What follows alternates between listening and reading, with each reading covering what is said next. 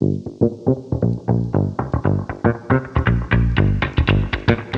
everyone. My name is Andy Moore. I'm the CEO of Let's Fix This, and this is a voter registration training. Hopefully, you are tuning in today because you and or your organization is interested in doing voter registration this year or sometime soon, and we want to make it easier, effective, ethical, all those things so that you can go out there and register thousands of voters, right? Over the last 8 years, we have done just a ton of voter registration, more events than I can count, hundreds of events, thousands of voters, lots and lots of conversations in, street corners, bars, restaurants, homes, churches, parks, anywhere we can find people to register. We have done it online. In fact, we've done online voter registration drives.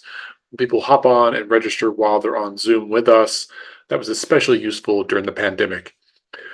Things are different now. You are likely going to be out in the field, perhaps behind a table, maybe even knocking doors, something, and we want to help you have the best voter registration drive of your entire life. So I've got a few slides to share. I'll pop those up now and we'll go through it. Bing, great. Voter Registration 101, hints and tips for success.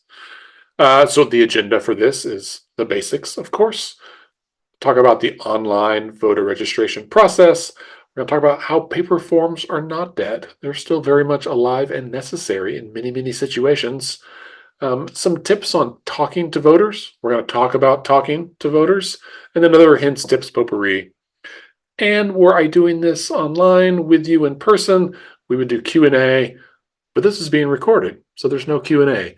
If you have questions, though, please feel free to reach out to us anytime. You can send me an email to andy@letsfixthis.org. I'll put that at the end as well. So the basic is voter eligibility. In general, you must be 18 years of age or older. You must be a U.S. citizen and a resident of the state of Oklahoma. That's most everybody, right? You can register beginning when you are 17 and a half. And I've done it a few times. It's super exciting. You've met a young person who's like, I'm going to turn 18 in October. Can I still register? I'm like, yes, you absolutely can. Let's get it done. It's the same form. It's the same process. You can definitely do it. If the voter has been under some kind of judgment or like ruled by a court to be incapacitated, they are not allowed to register. You also have to be able to sign your voter registration form. And with ink, you can also do it online now, but there's some, you can't like type it or do it that way. The thing we get the most questions about are people who have been convicted of a felony. And if you have been convicted of a felony and you've served your entire sentence, including any probation, parole, supervision, anything like that, whatever that full time period is, once that's been served, you can re-register. The state does not re-register you on their own. You have to do it yourself, but you definitely can. In some states, you can't, right? Oklahoma is not one of those states. So in some states, if you have a felony, you can never vote again. That's not good. I don't think that's wrong. I don't think that's right. I think it's morally reprehensible. But thankfully, here in Oklahoma, post sentence, you can get your right to vote restored just by re-registering. So if you're going to be hosting a registration drive, you should know that anybody can do it, even political parties. That's right. That seems weird because I think a lot of us think, at least in the nonprofit world, we think about voter registration being a nonpartisan activity, right? We don't push anyone to register for a certain party because that's how we're a nonpartisan organization. But in Oklahoma, political parties can, right? Now they're going to be a little more strategic about how they do it, I'm sure, but that is certainly under their purview. Candidate campaigns can register people to vote as well. Sometimes they'll send out, mailings or whatever about registration. That's totally permissible. You don't technically need any special training or certification. You doing this training, you are already ahead of the game. If you need forms, you can request paper forms from your county election board. You can also print them off of the state election board website. It's kind of hard to find, but there's a PDF on there. You can print them off that way, and as we'll talk about in just a minute, You can also do it online now.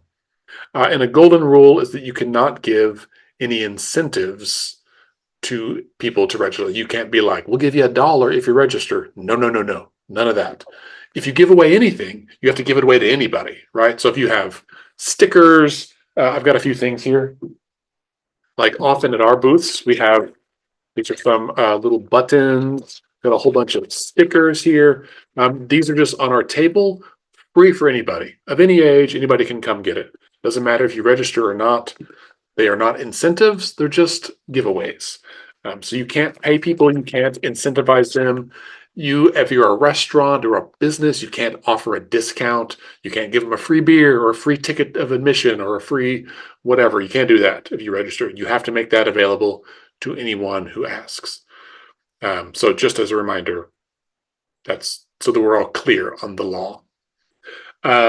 Online voter registration is really exciting. It's finally here, right? It's been talked about for years and years. It was authorized by the legislature back in 2015. 8 years later, it was finally implemented in Oklahoma. That happened in the fall of 2023. It's great, right? It's not perfect, but it's really great. And it's important because it saves time, it saves money, and it saves mistakes. If you've ever read anyone else's handwriting, maybe even your own, you understand people have messy handwriting. I have terrible penmanship. I could show you some notes here that I've got on my desk that you probably can't even read. I can barely read them. Even though I wrote them for myself.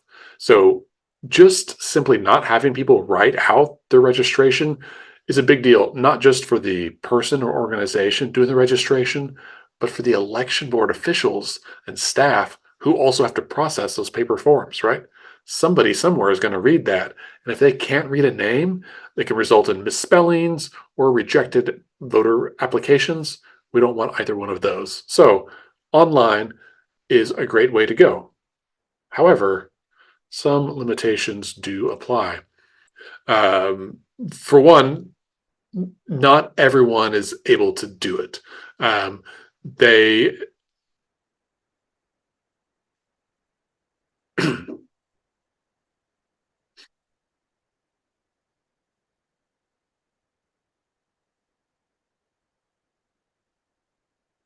For one, you have to have a Oklahoma driver's license in order to use the online system. So if you just moved here, like if you're a college student from Texas and you came to Oklahoma for college, you can register to vote here if this is your permanent place of residency, but you have to get an Oklahoma driver's license. Same thing for anyone who's moved here recently. And that address has to match where you actually live. So if you just moved across town and you haven't registered yet, you have to update your driver's license first. And that's necessary for two reasons. One is your driver's license in the database and the signature really serves as like the match, the verification for the state that you actually live here. And the fact that when you get your driver's license, you do the digital signature, so that counts as having your signature on file, right? That earlier in the basics, there was a line item about being able to make your mark or sign a form. That's essentially how they are working with that. So you have to have a driver's license. But even if you don't, it doesn't mean you can't use the online system necessarily. It just means that it's more likely that you'll get kicked over to the paper form. That's okay. Either way, you can still register, right? All right, so some benefits of the online system. One, it's free, it's easy, it's online. You can do it from your phone, your computer, anywhere. So if you're doing a drive and you've got laptops or iPads or anything, that's great. I just have people use their own phone because most of us are faster at typing on our phone than we are at somebody else's tablet or something, right? Also, internet access is required, so that's helpful. For most voters, online system works great. If you live in Oklahoma already and you move across town or across the state, you can update your registration online. You don't have to fill out a form on paper. And as I said earlier, the online system avoids any mistakes that are due to illegible handwriting, which is a lot of them. It's really tough, right? E's look like C's. There's a lot of little things that can happen, and this avoids that. Limitations, as I mentioned, it does require internet access. It requires a driver's license or a state ID card. Most people have a driver's license. The website is smart, like it's very functional, not really pretty, little ugly to navigate, kind of cumbersome, like many government websites. Gets the job done, but it's not winning any design, Webby awards. There is limited language availability. I think it's just English. It might be English and Spanish now, but if you speak another language, you're out of luck. The same is true with paper forms too. They just don't print the forms in other languages. We would love to see that changed, or at least be made available, right? There's a lot of languages spoken in Oklahoma, and we believe that voters should have the ability to register to vote in their native language to ensure that they understand what they're saying, what they're attesting to, and what they're signing up for. As an alternative to the online voter registration system through the Oklahoma voter portal, you can also use our portal. You can go to letsfixthis.org/vote, and on there is a form to register to vote. There's a few added benefits of using this system. Either one's fine, but if you use our system, it means that you can also sign up for important follow-ups and election reminders.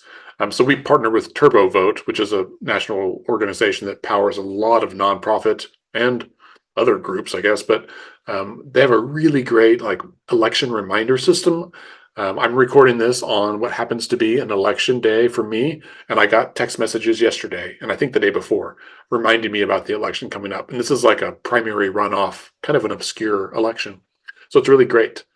It also allows us to create some public accountability for the state's registration system by it confirms that voter applications are being processed. So if someone goes through our portal, we get a notification about it. It also goes on to the state, and then we can look up and make sure that the state actually processed that application.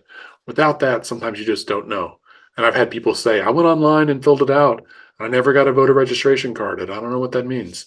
And so this is one way for us to kind of build in a check and balance on the system to make sure it's working correctly. And as I said, our partnership with TurboVote ensures that all the voter data is secure throughout the process. They do this really, really well. They're one of the big three organizations that do online voter registration. The way that they implement it in Oklahoma is identical to all the other states where they do it. Works really well. Other systems like Rock the Vote and Vote.org are also great. I like TurboVote's interface better. I think it's cleaner, more modern looking, a little bit nicer. The other ones are fine too. We choose Rock the Vote. It's great. They're all good. Paper forms. Reports of their death, though, have been greatly exaggerated. We have found that about half the time, maybe a little bit less than half the time, when someone is going to register to vote through the online portal, they get kicked out. Like they can't be found in the system. And that could be for various reasons. They don't have an ID, there's a misspelling somewhere, or a date, a number was switched, some kind of error where the data just doesn't match for whatever reason. And so if that is the case, that's okay. That just means it'll say whoop, you can't use the online form, go use the paper form.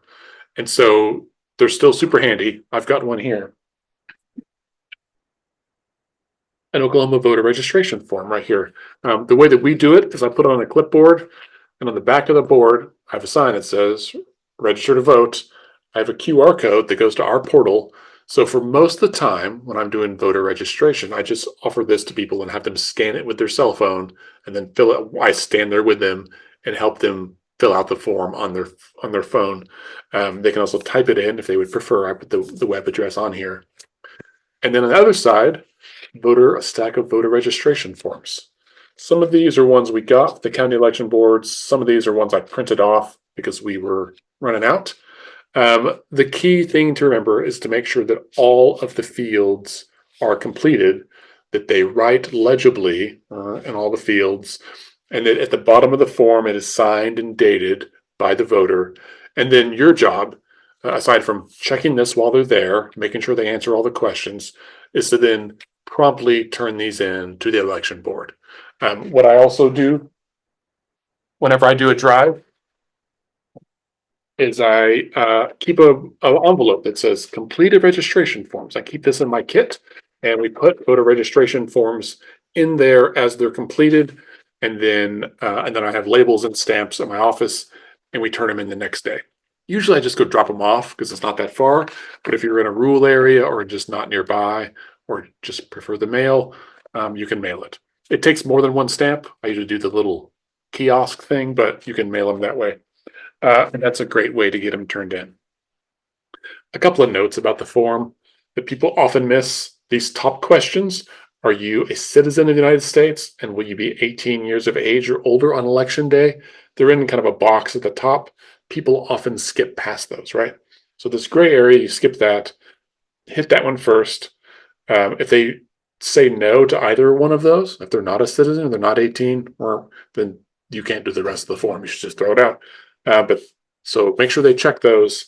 And then people, for whatever reason, it's last name, first name, da da da da. They often miss this box that says county of residence. So always make sure. I know you can't really see it because of the light, but it says county there next to their address.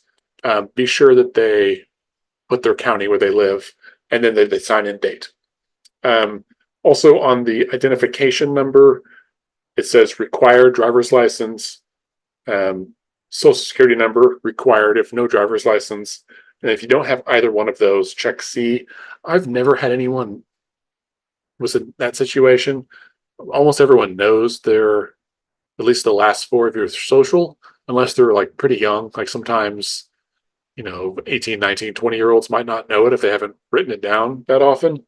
And some people may not know their driver's license number off the top of their head, and may not have it with them. So that's another limitation when you're doing the online system, is that you have to enter your driver's license number. And if you don't have your license with you, you may not know what it is. I have mine committed to memory for whatever dorky reason, but not everyone does. And then also political party, you can choose currently Democratic, Republican, Libertarian, no party, which would be independent, or other. People ask, what's other? And other, I say in some places, like if you've moved here from California, where they have multiple parties, Green Party, Common Sense Party, all these stuff, they might say, well, I'm actually a Green Party member, and they want to put it on here. The truth is, once this gets processed by the election board, anything that's in other, they will all be registered as an independent or a no party, an unaffiliated voter, if you will. Other than that, it's a pretty straightforward form. The backside, you can use it, you can mail it in directly. So sometimes I will give these out to people. And the backside, you can like do a trifold situation. They can put their stuff and stamp it and just mail it in right there. Sometimes you have people that come in that they're registered, but they want to take a form home for their son or their spouse or whatever. Let them take as many as you want. Like, go help us register other people. That would be great. Now, when you're talking to voters, picture yourself, you're at a table at a booth somewhere at a fair, and you've got a sign up that says, register to vote. We always have a tablecloth. I've also got a big banner I'm not going to unfurl, but it says register to vote. You can see signage is helpful. People see it and they kind of know what's up. And honestly, for us, our tablecloth just says, let's fix this. Not everyone knows what we do. And so this gives us a chance to let them know we're there to register to vote. One of the best things to do to initiate the conversation, I'm usually standing there with my clipboard in hand like this so they can see it. And I say, hi, are you registered to vote? And people say, yes. And then I follow up and I say, at your current address. And you will be surprised at how many times people say, oh, no, actually I moved recently. I need to update it. Great. Come on over. Let me help you do that. And so that's to me, that is the best way we have found about starting conversations with people. Works most of the time. Some folks say no and not interested, but surprisingly rarely. Like usually people are like, oh yeah, I should do that. And that's always exciting. If you are at an event, you've got multiple people there, make sure you bring enough clipboards so that like someone can stay at the table and you can send out 2 or 3 or however many into the crowd, right? Like if we're doing a big festival, like I want to have as many people as I can out canvassing that crowd, right? Because not everyone's going to come by your booth, but you can get out there. And when you can, try to match your volunteers to the audience you're working with, right? So like if you're doing an event that's very like young youth focused, right? Like if we're at a community event and it's like a hip concert from like indie, I don't even know. Like I'm not a young hip person, but if you are, bring them with you. Like if most of the audience is college students, if you've got college student age volunteers, that almost always results in a better conversation. Like people are more likely to talk to people who look like them, right? And so that's like a little pro tip. Um, while you're doing the registration, I love making small talk, right? Like we're not partisans. We're not talking about candidates. We're not talking about party stuff. Um, but you can like find out little stuff, right? Like they come by your booth and their kids got a cool headband. Like, oh, I love your headband, right? Or whatever it is. Just small talk, because that builds some rapport and like a relationship with them, right? And you can even this year, like this is a big election. This is really important. Oklahoma has the lowest voter registration or voter participation in the country. Thank you for helping us fix that, right? Like little things like that that are interesting that get people involved makes a big deal. Listen to their stories. People will tell you all kinds of stuff, right? Listen to them, empathize with them. You don't have to agree or disagree, just be present. That's a huge deal. And as I said earlier, everybody who wants a sticker gets one. Stickers are great, candy's great, unless it's really hot. Don't give away candy when it's really hot. It's a sticky mess. But if you got stickers, kids will come up to get stickers and candy. And you know who comes with kids? Parents. And parents can vote. Kids, not so much. But you get that like 5-year-old that's like, can I have a sticker? You're like, you definitely might. Mom or dad, are you registered to vote? Then they're like, ah. And while the kids like hem and hawing around what sticker they want, it's your chance to get the parents registered. Also give them a sticker. I also made some stickers. This is a little tip. I made stickers that say, I'm registered and I vote, right? Little round stickers. These are great. So when someone comes by and you say, hey, are you registered to vote? And they say, I already am. It's like, great. Do you want a sticker to prove it? They'll almost always be like, okay. Because my thought was, if you're at a big event, you've got people walking around that have stickers that say, I'm registered and I vote. After about 30 minutes or an hour, you start seeing more and more of those stickers coming back around, right? Like you've realized now that like you are creating a scenario where you're like peer pressuring people into being registered.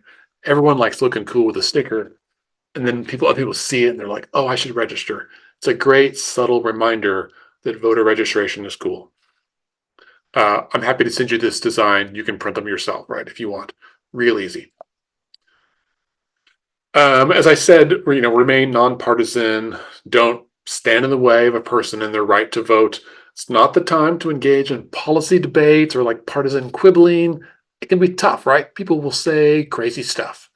People will say, well, I don't believe the election, it's going to be stolen anyway, whatever. Okay, like you and I both know that's not true, but you don't have to argue with them.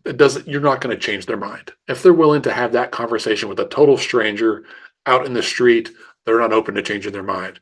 Just say, hey, okay, sorry you feel that way. Let them go. You don't have to push it. Just be cool, man. Just be cool. As I said, you don't have to, you don't tell them which party to affiliate. I do inform them, though, if they ask, what's the difference? You say, well, I can't really tell you about the policy platforms, but we can look it up together. Like, let's look it up. Let's go to the website. Let's pull it up. That's fine. Directing them to the right websites, or encouraging them to do that on their own. That's totally fine. And an important thing in Oklahoma right now is that if you choose independent, right, or no party, that means that you will only be able to vote in the Democratic primaries, right? Which, I'm recording this in August, and so we're past the primaries. It doesn't matter, but a lot of people don't know. They're like, oh, well, like, is there a difference? Democrats can vote in Democratic primaries. Libertarians can vote in Libertarian primaries. Republicans can vote in Republican primaries, and independents are only allowed to vote in Democratic primaries. This is important because right now in America, independent voters are the fastest growing segment of voters. In almost every state, including Oklahoma, more people per capita are registering independent than any other political party. And a lot of them don't know that they will get blocked from voting. Like, I've had a lot of folks who were switching from Libertarian or Republican to independent, and they found out they were going to lose their ability to vote in those primaries. And often they still did change, but they were mad about it. And that's, you're informing voters about an important caveat about the electoral process. As I said earlier, be sure to check the form, all the things. Don't walk before you walk away. Let me check this and make sure it's all correct. And then if you can tell them when the next election is, that's a big help, right? We've got some voter registration reminder cards, which I naturally don't have here with me, but give them a card, some kind of reminder of like the upcoming election, some other resources, right? Voter guides, information about upcoming elections, that kind of stuff. If you don't have any of that, we'll put it all on our website, right? Again, letsfixthis.org/vote. That's my plan for this week, actually, that I'm recording this, is making some big updates to that, to put a bunch of resources out there. So you're welcome to direct people there if you would like. All right, hints and tips. As I said earlier, signage helps, right? If you are at a festival and you're looking around, you see, there's booths, and you're like, I don't know what they're all doing. Some of them are selling things, right? A big sign that says register to vote is always helpful. That lets people know what you're doing, right? If you've got bubbles, flashy lights, whatever, that's cool too. I like to use our table or our tent as like a home base, and then sending people out in the crowd, register people, bring the forms back, put them in the envelope, go back out, right? Also, that's a good chance to like touch base with volunteers, find out what they're hearing from people in the crowd, hear their funny stories, right? A place for everyone to store their water and their purses and those kinds of things. Come on back. I always bring lots of pens. Oopsie. A couple of things that we do. I have a box, and in the box, we have some rope because you never know. And I have lots of pins, right? Lots of pins, because I buy cheap pins and sometimes they don't work. Sometimes they walk off on me. Lots of pins. Also, bring tape, duct tape, scissors. Like, you never know if you're doing a booth. You never know what you're going to need or how you might be helpful to the booths around you. Several times I've brought tape and rope and helped other groups put up their signs. And when you make friends at a vendor fair, they are always more likely to refer people over to your booth, and that's helpful. Another thing we do on our table is just buy some of these like cheap plastic little stands, right? And you can put a form in there so people can come up. If they come up to your booth, they can scan it right there. That's really helpful. You can also put flyers about volunteering, or like I have one for the voter guide as it comes out. We refer everybody to the League of Women Voters voter guide. They do a really great job. And then, oh, here we go. And like this year, we have these little voter reminder cards, right? Remember to vote. QR code goes to, guess where? letsfixthis.org/vote. On the back, who can vote, ways to vote, bring your ID, some reminders that are important. The election day is on there, really helpful. We've printed hundreds, thousands of these. We hand them out.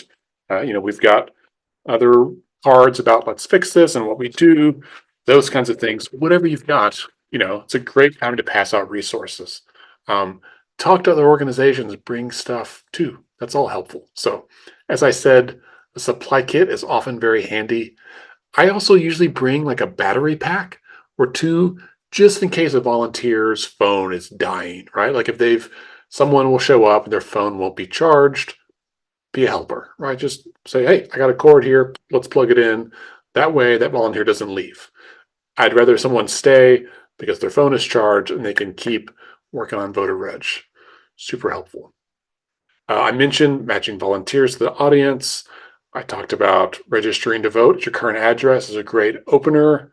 Um, More than anything else, just be comfortable in what you're doing. Like, read through the form, fill it out yourself. Like, know what to expect from the form because it's not that hard. It's pretty simple, but just practice goes a long way.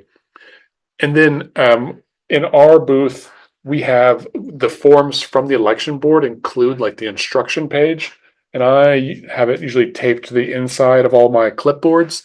That can be really helpful too.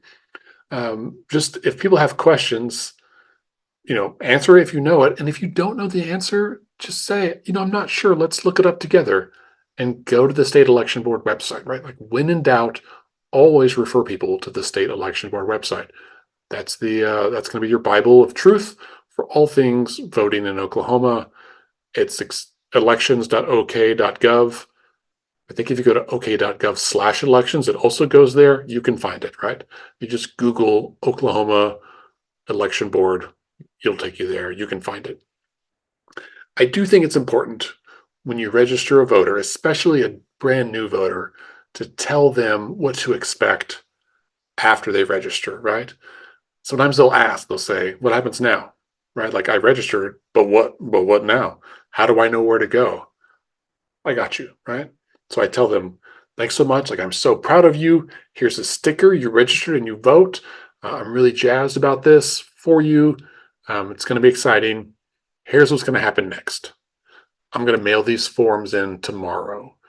In a week or two, you will receive a little card in the mail that has your voter registration card on it.